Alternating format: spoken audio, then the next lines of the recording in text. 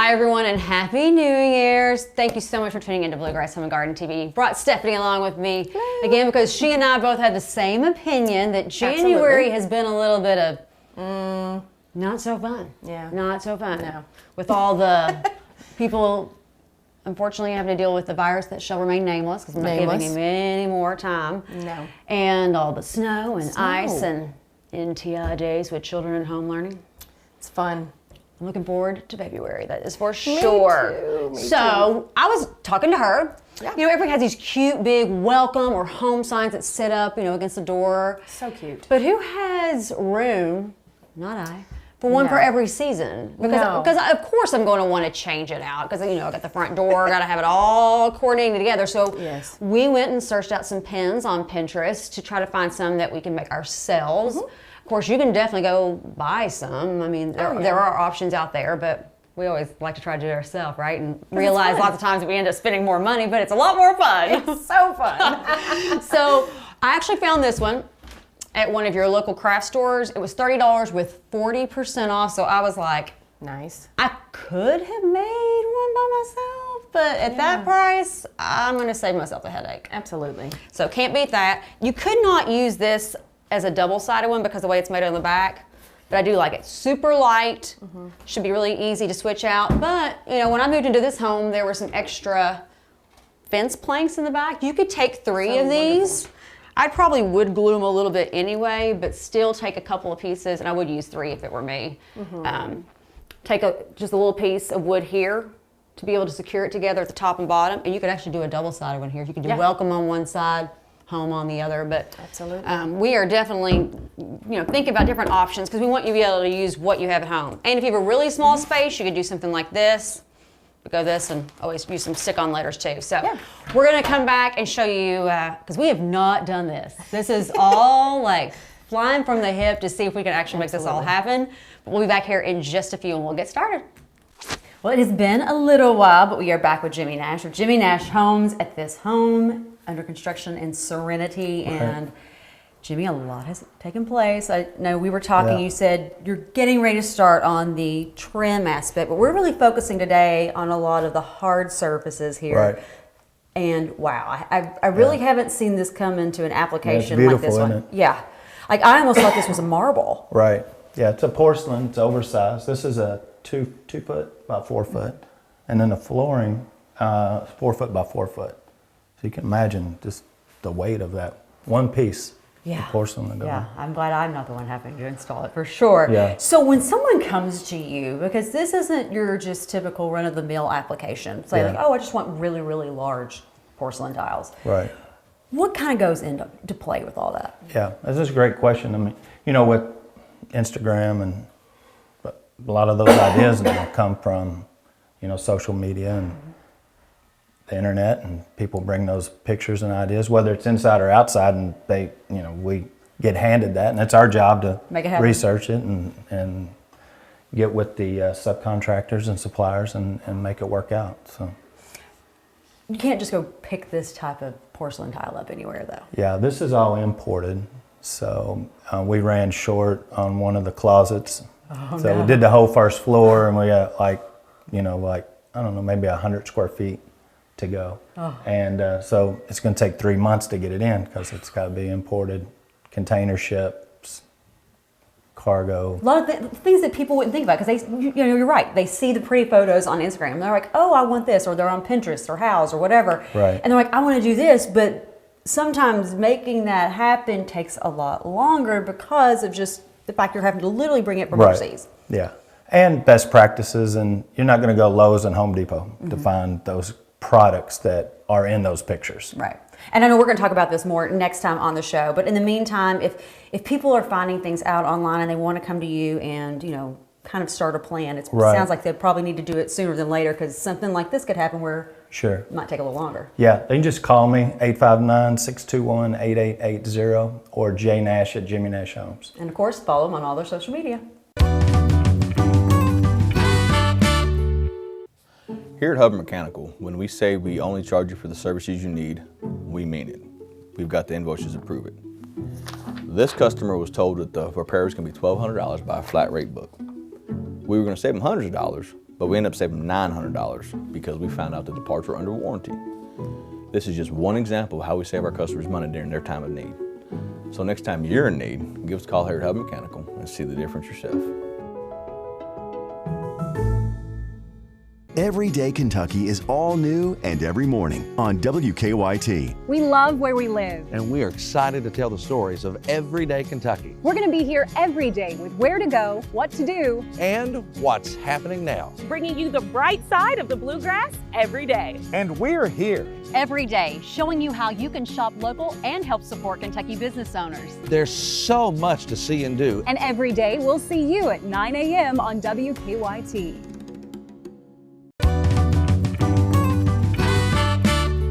We are back. Okay, so the initial, idea I had was I got this probably last year, maybe 2 years ago from House by JSD, these mini boxwood wreaths, which I loved. Yes. So they do shed some, so just like regular boxwoods. You would literally think I had made this from boxwood outside.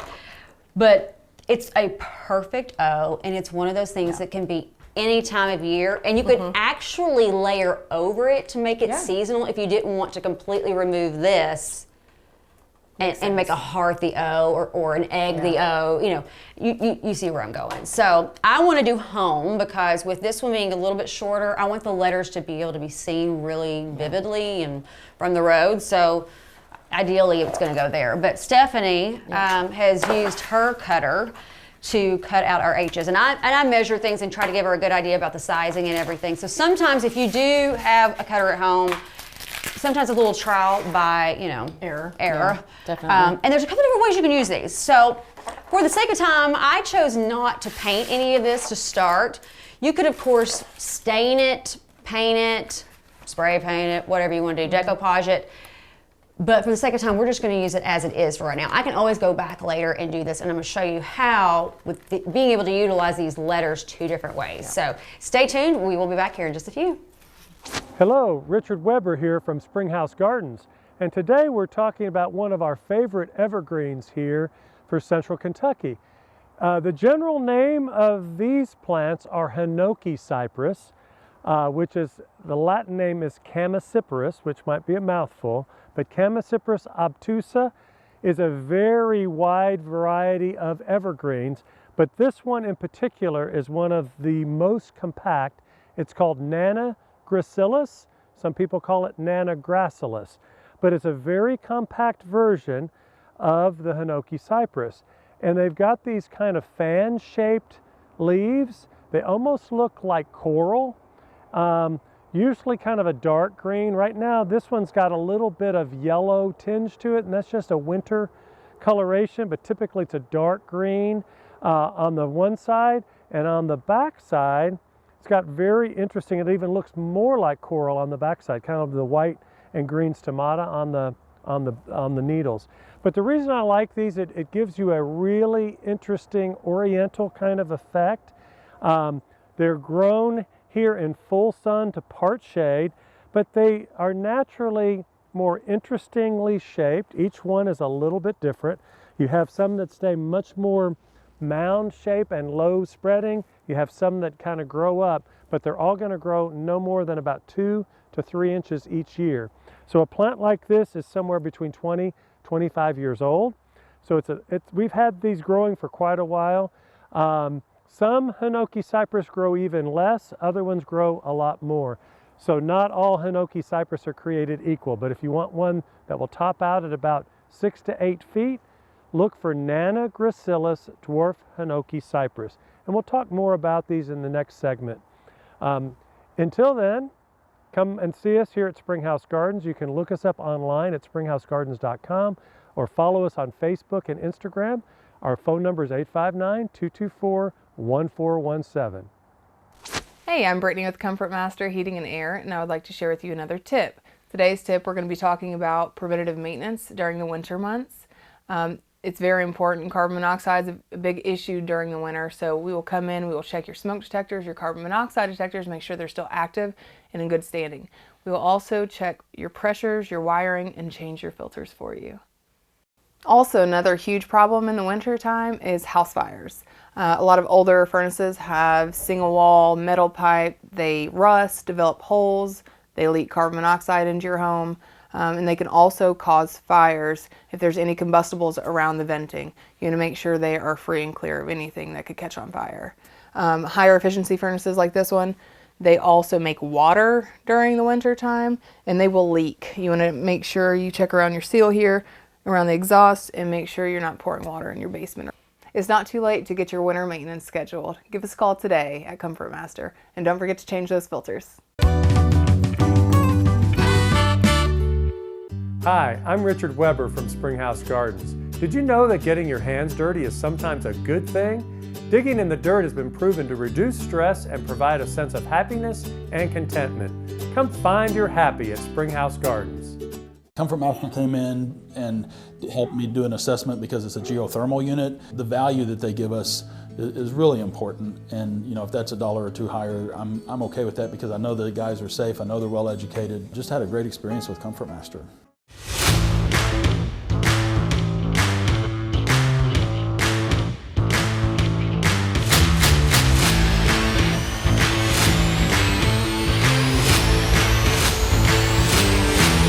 We're so glad to have you with us this morning. Emergency leaders are urging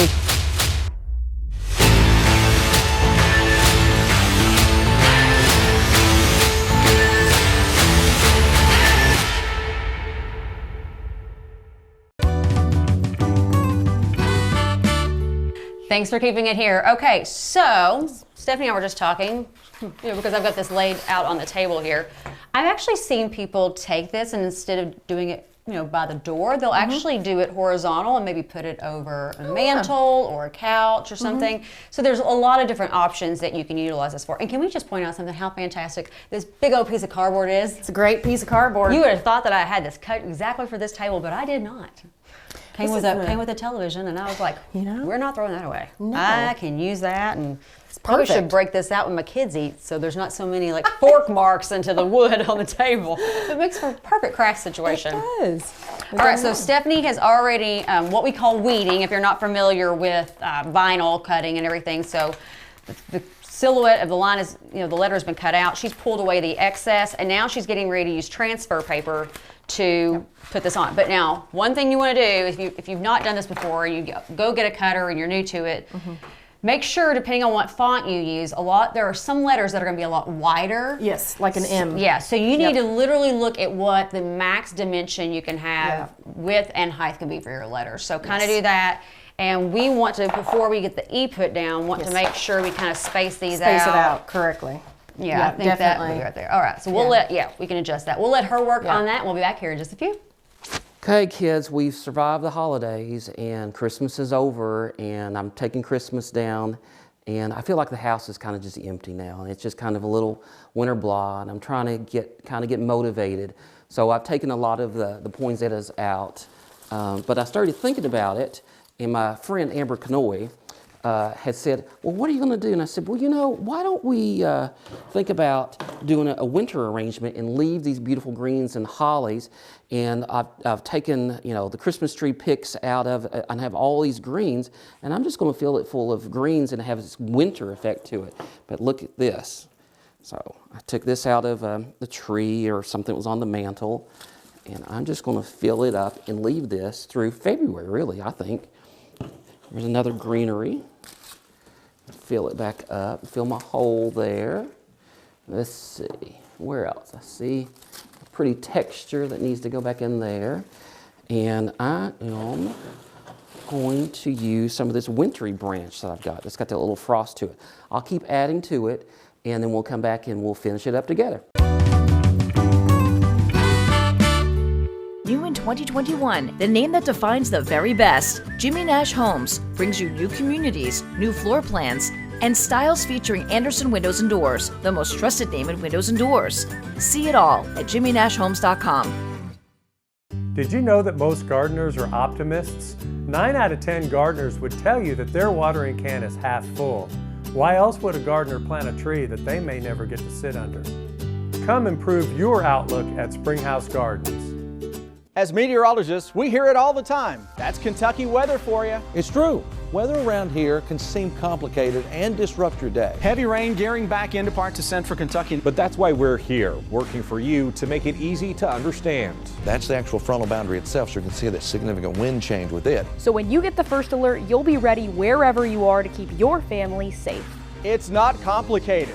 We cover it all. WKYT First Alert Weather, only on WKYT. Don't adjust your television sets. We switched places. We switched. Yeah, we're having fun. Way too much fun in between what you're saying, that's for sure.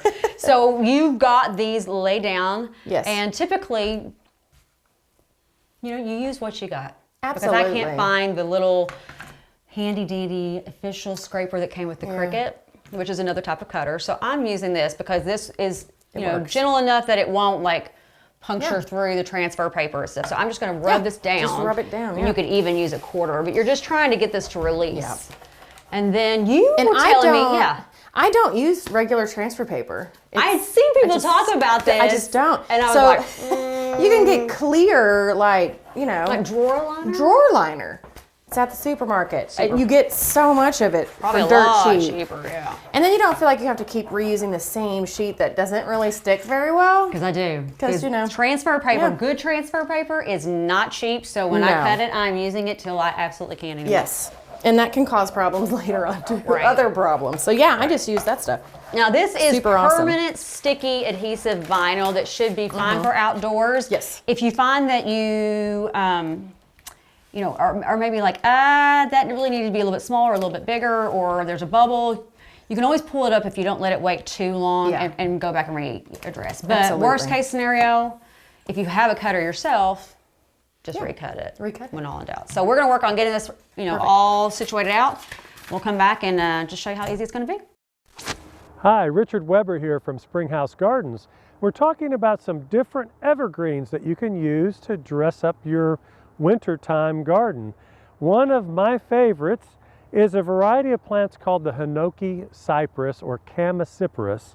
And Chamaecyparis is Chamaecyparis, Chamaecyparis, and that's a really big genus of plants. But the one in particular that we're looking at is this one called Nanagracilis dwarf Hinoki cypress. If you do get one of these, you might be alarmed at the end of the fall, because what happens is when the other trees are losing their leaves and the pine trees are dropping their needles, you might look at your Hinoki cypress and see that you've got all this brown foliage that's just hanging on here. That is a characteristic of Chamaecyparis. They don't let go of their needles willingly. They don't shed their needles on their own. So on a nice warm fall day, winter day, get you a pair of gloves, and all you have to do is brush the brown needles to the ground and kind of shake the foliage. It basically is just helping remove the old foliage, and it will create a mulch around your plant if you leave it there, or you could rake it off and put other mulch down. But basically, there's nothing wrong with your plant. It's just a natural shedding that occurs once each year. Now, we get most of these plants from Oregon, and they're grown, like I told you in the last segment, this might be a 20 or 25-year-old plant. If someone hasn't gone through the nursery field and cleaned these, you might have 25 years worth of old needles on the inside of the plant. So typically we'll go through during the winter or the early spring and clean a lot of that off.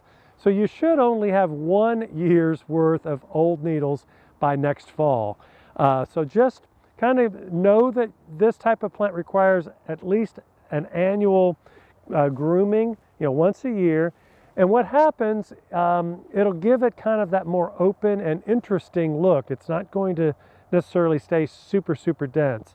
If it is dense, you might not ever have to get in there and clean out the needles. Or if you choose one that's a little bit more interesting and picturesque, you'll need to do that grooming once a year to just keep the plants looking good.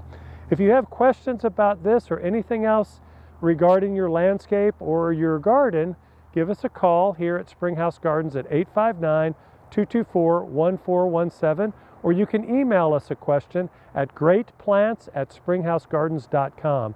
And remember to follow us and like us on Facebook and Instagram. Hi, I'm Richard Weber from Springhouse Gardens. Did you know that getting your hands dirty is sometimes a good thing? Digging in the dirt has been proven to reduce stress and provide a sense of happiness and contentment. Come find your happy at Springhouse Gardens. Comfort Master came in and helped me do an assessment because it's a geothermal unit. The value that they give us is really important, and if that's $1 or $2 higher, I'm okay with that because I know the guys are safe, I know they're well educated. Just had a great experience with Comfort Master. Get ready, get set, go! And the morning race is on. Making breakfast, getting the kids dressed, getting yourself dressed, and out the door. Mornings can be rough. But don't worry, we'll get you ready as you get ready. Catching you up on what's going on. Lexington city leaders are moving forward with plans to Giving you the first alert to changing weather. There's a frontal boundary that's making its way into the area. Start your day with Victor, Kristen, Andrea, and Jim on WKYT Mornings. Weekdays from 4:30 to 7.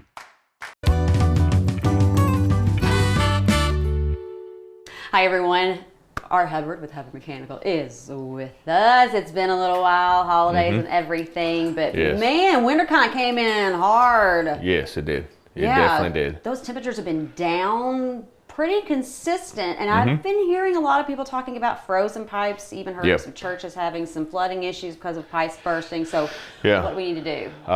Just make sure, randomly check. If you think you're in a spot that doesn't have a good heat source, wrap your pipes. They make heat trace that we can put on, you can put on your pipe. It just literally straps to the pipe and you put it underneath the insulation. What about the spray foam stuff? Could you do something like that to really? You can. Well, I would recommend spray foam, like if it's in a crawl space, spray foam in openings so that the cold and the heat, it stays where it needs to stay. Gotcha. So obviously exterior walls, and if you've ever had frozen pipes before, definitely look at those places first. But I don't really have a problem here because this one's in the middle of the room. But a lot of people who have, the faucet and everything on an exterior wall find that they have problems. At that point, I mean, I've had some people, they open their cabinets and they put a little heater in front of it. You do the trickle water. The principle behind that trickle water is, moving water is harder to freeze. If you got kids, they're probably already letting them do that, not on purpose. Yeah. But yeah, I mean, it's just little tricks like that. What about those outdoor faucets? Hopefully the hoses are off, because if they're not, then it might be too late because we've had some pretty cool mornings, at least where I live. It's been pretty cold. So is it enough to take the hose off? I've seen people add those things that go over it, kind of like as a little hat. Those things, I mean, it doesn't hurt by any means, but if you have a proper frost proof, they call it. Now they're not freeze, but it's a frost proof. It should drain all the stuff out when you take the hose off. Oh gosh. So, but if you do have a pipe burst, I know it's going to seem common sense, but what's the first thing you do? Shut off the water. Okay. A lot of people don't realize where their main water shutoff is for the house. So that's something to maybe think about as we get into colder temperatures. Add some precaution and put a note somewhere. Yeah, and if they do have any issues, whether it's frozen pipes or a pipe burst, should they call a plumber first or should they call their insurance agent? I mean, what I would do is call your insurance agent, let them know, hey, this pipe's, we've had a rupture, we've had a burst, we've had whatever they want to word it as, and then when they get done with that, then call us and then we can come in there and assess it, and if need be, we can kind of work with the insurance. Maybe hook them up with somebody like Serpro and A. Mitchell. Yep, wink, wink. Yeah, we know A. We love him because they kind of specialize in that stuff. Yes, 100%. Yeah, 100%. And when you go with them, you're squared away. All right. In the meantime, if people have questions for you, how can they get a hold of you? They can call us at the office at 859-340-4509. Okay, so I've been shopping in my own house today. I've been taking down all the leftover pieces of Christmas and the mantle and the garlands and all those kind of things. But I thought all these greens are so pretty, I want to create something for the foyer that's winter inspired. So we've talked about, I've added these evergreens and I'm going to go back. I found this magnolia piece that was stuck in something. I'm going to go back and add that. Look at that. That's just beautiful. It looks like I just went outside and cut from it. And this is something I've always said is an investment piece because they're expensive, but I love this. I went back and pulled these out as something from the summertime, and that's seeded eucalyptus. You have to know what it is. I love this. And again, the idea of some things you can buy, you can use it year round, and this is one of them. But I think this is something that, you know, what do you do for your foyer, for example, or on a kitchen table? You know, January, February is just kind of weird time of year. You know, spring, we got this, but I think this is winterish. So I believe I've got a little joy in my house when I walk through the front door. I hope this helps, and come and see us, house-by-jsd.com. Oh, you all. We are almost out of time, but we are having fun. Guess what we just realized? We put the letters going the wrong way, but that's okay. Nobody will know except everybody who's watching the show right now, and maybe some people on social media. We could take that off, pre-staple it to the end, but I was talking to her, I actually like the fact of like not just laying it up, but actually maybe like hanging it. If you have something outside you can hang it on, just to kind of secure it in place. Not like full blown, like it has to hang completely, but just something to kind of give it a little bit of anchor in case the wind picks up or anything like that. So time to remove this. Yes. I'm gonna start down here with the E. Okay, so now, see this one's pulling up here, you just go back, and when all's failed, I just go back with the daggone fingernail. Fingernail, yeah, kind of coax it. Yeah.